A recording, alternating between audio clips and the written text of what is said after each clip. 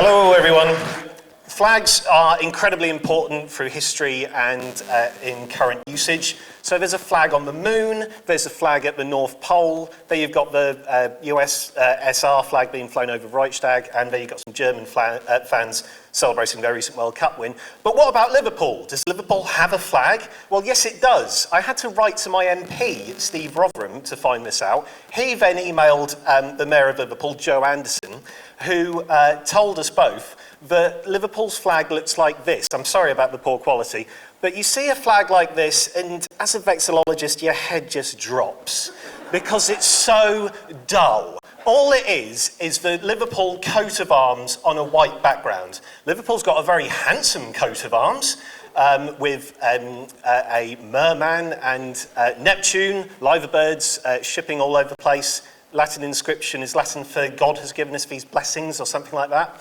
So what makes a good flag? Well, as René Magritte, highbrow, might say, ceci n'est pas un drapeau. This is not a flag. This is a design for a flag. I'm going to show you in a minute a picture of the Union Jack / flag. There it is, blowing in the wind. Elvis covered it, come on. So to make a good flag, rule 1 and rule 2 is keep it simple.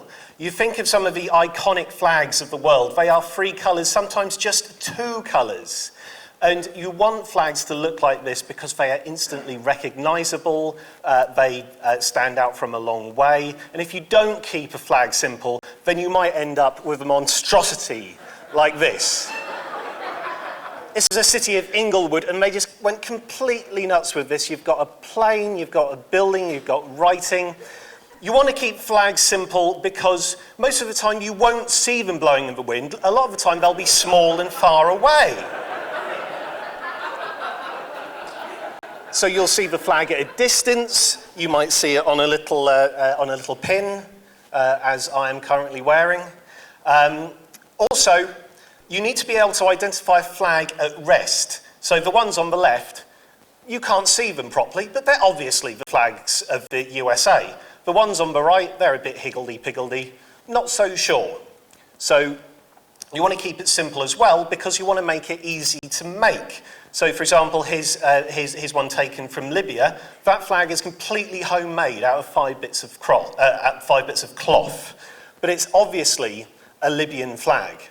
Another rule is don't use white, and this is illustrated very nicely here.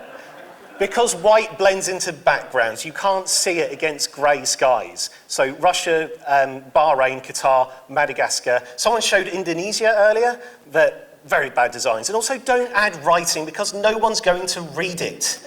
Central and South American countries are notoriously bad at this, but you can cheat at flag identification games because they've all got the name of the country on them, or at least Paraguay and El Salvador and Nicaragua have.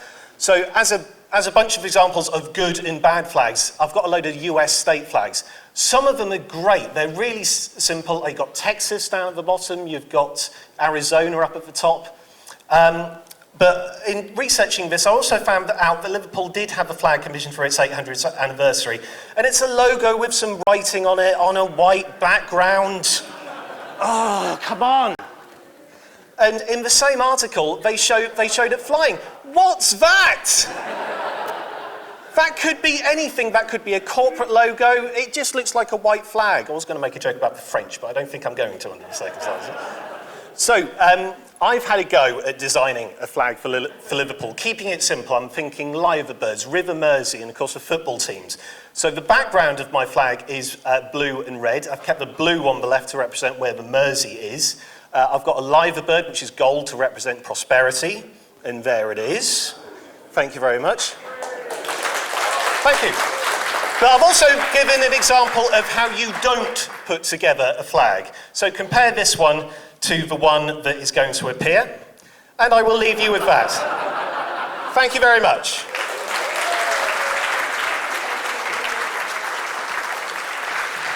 We don't need no thought control.